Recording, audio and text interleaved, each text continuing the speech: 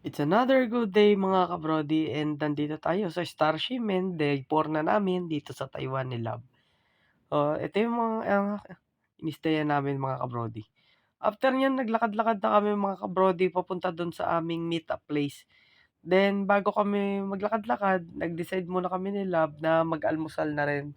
Nang sa gano'n, kakain kami dun sa bus para habang bumabiyahe yung bus ay mag-aalmusal kami. Ito yung mga tanawin dito sa aming waiting area. Malapit lang pala 'to dun sa aming hotel na pinag-stayan. Tapos dito na rin yung meet-up place. So, hintay-hintay lang dito mga ka-brody and food trip na rin same time. So, dumating na yung bus mga ka-brody at 'yan, tamang tingin-tingin muna tayo at ito na yung aming tour guide. So, ang daming mga magtu-tour ngayong araw sa Taichung. Hinihintay lang namin yung iba naming mga kasama dito mga ka-brody, tapos magbabiyahe na, 'yan. Napakaganda nga naman ng Taiwan, ayan oh, ganda ng mga kanilang mga buildings at kanilang lugar dito. So, bumiyahe na kami mga ka-brody. Ito na yung aming day 4. So, magtu-tour kami. Nandito na naman kami sa Taipei Main Station mga ka-brody.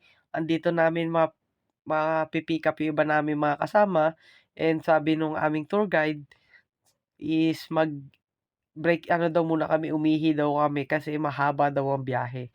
So, magkita-kita daw kami after ilang minutes. Makalipas ang ilang oras na biyahe mga ka-brody, nakarating na kami dito sa Songflower Market, Taichung. So, dito mga ka-brody, halos magla-lunch na nung nakadating kami. Tapos mag-iikot-ikot lang kami dito sa kanilang mga naggagandahang mga bulaklak mga ka-brody. So, binibigyan lang tayo ng ano, ng guide nung ating tour guide. Sabi niya dito na rin daw tayo kakain ng lunch. So, mag-ikot-ikot daw muna, tapos mamaya 'pag nakapag-ikot-ikot ay may lunch na. So, dito nag-ikot-ikot kami. Meron silang mga iba't ibang klaseng mga bulaklak dito mga ka-brody at dinesign nila ng kung ano-ano. Ang ganda nga naman ng mga bulaklak. Nakakatuwa silang tignan mga ka-brody, iba't ibang klaseng bulaklak. Ikot-ikot lang kami dito, tamang picture-picture at tingin-tingin sa paligid. Mainit nga pala mga ka-brody, sa panahon ngayon dito sa Taiwan mainit. So, meron na kami nakita mga sunflower, 'yan. So, ayan yung mga sunflower. Napakalaki nitong ano na 'to, Songshi Flower Market, Taichung. Napakalaki niyang mga ka-brody. So, nakakapagod siya lakarin. After niyan, dumating na yung aming lunch mga ka-brody. So, umorder kami ng lunch dun sa aming tour guide and dumating na. Pagkatapos ng lunch mga ka-brody, bumiyahe na naman kami papunta dito sa kanilang ano, iba't ibang pasyalan dito sa Taiwan. So, dito daw ang pinakamahal na lugar sa Taiwan. Dito daw naninirahan ng mga bilyonaryo sa Taiwan. So, napakalalaki nga naman ng building at napakaganda. Tapos saglit lang kami diyan mga ka-brody, pupunta naman kami sa Miyahara. Dito sa Miyahara mga ka-brody, dito yung sikat na ice cream na binibilihan. So, ikot lang tayo dito. Dito rin daw makikita yung lumang train station na pinakasinauna. So, check lang natin mamaya mga ka-brody at 'yan binibigyan niya lang tayo ng paliwanag and aalis na tayo mga ka-brody para mag-ikot-ikot dito sa area na 'to. So, check lang natin 'yan. So, ikot-ikot tayo mga ka-brody, lakad-lakad tapos iche-check natin mamaya yung sikat na ice cream dito sa Miyahara. So, lakad-lakad lang tayo mga ka-brody, ikutin natin yung paligid at kanilang mga pasyalan dito sa area na 'to kung ano nga ba makikita. So, nakita na namin yung lumang train station nila. Ayun 'no, yung kanilang lumang train station. Tapos 'di na kami lumapit, nag-decide na kaming pumila dito sa Miyahara kasi 1 hour lang kami dito. So, nag-decide na kaming pumila, ang haba nga naman ng pila para makabili ka ng sikat nila na ice cream dito.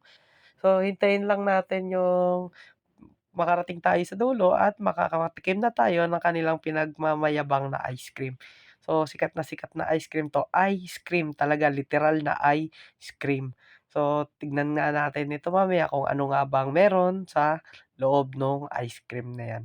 So, hintayin lang natin mga ka-brody dahil napakahaba ng pila. Makalipas ng ilang minutong pila, so nakapili na kami ng ice cream na aming bibilhin ni Love. 'Yan, so sinasalok na. Tapos hintayin lang namin Mamaya-maya tatawag yung number namin bago kami makakain. So ayan na nga, dumating na nga yung ice cream and titikman na namin ni Love kung ano nga ba ang lasa nung ice cream na kanilang so ganyan yung itsura nung ice cream nila. So makalipas niyan mga ka-brody, natapos na kami kumain ng ice cream, hintayin na lang namin uli yung service namin para dalhin kami sa Rainbow Village. Ito yung Rainbow Village mga ka-brody. Isang village 'to na punong-puno ng artwork.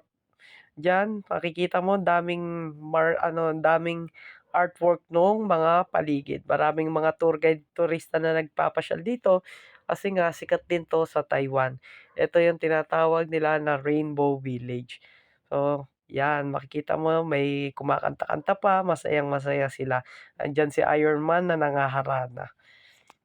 Tapos mga ka-brody, pagkatapos nito pupunta na kami sa Gyeomei Wetland Visitor Center. So, ikot lang muna tayo dito sa Rainbow Village, tamang tingin-tingin nung mga artwork nila. Tapos may mga nagsusulat dito na kung ano yung mga wish mo sa buhay. So, wala namang masama kung magsusulat tayo dahil ayun yung tradisyon nila dito. Kaya susunod lang tayo at makikigaya.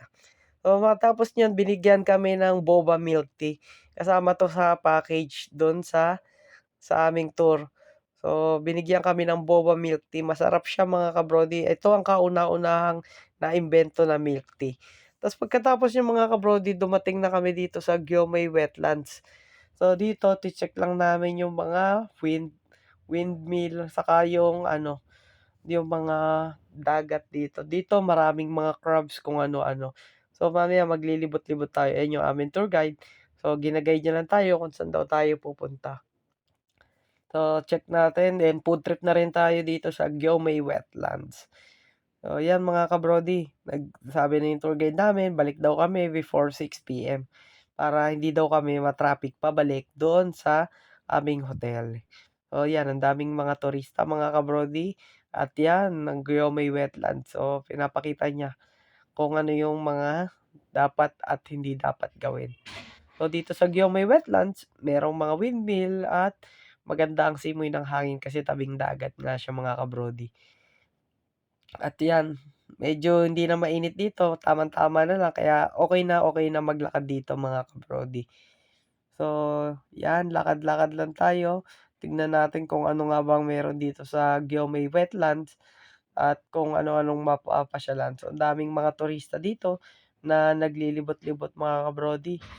Kung ano-ano, yung iba tumitingin ng mga crabs, tumitingin sa tubig, nagpapahangin sa dagat, nagliliwaliw, nagpapatanggal ng stress at kung ano-anong maraming bagay na maisip nila.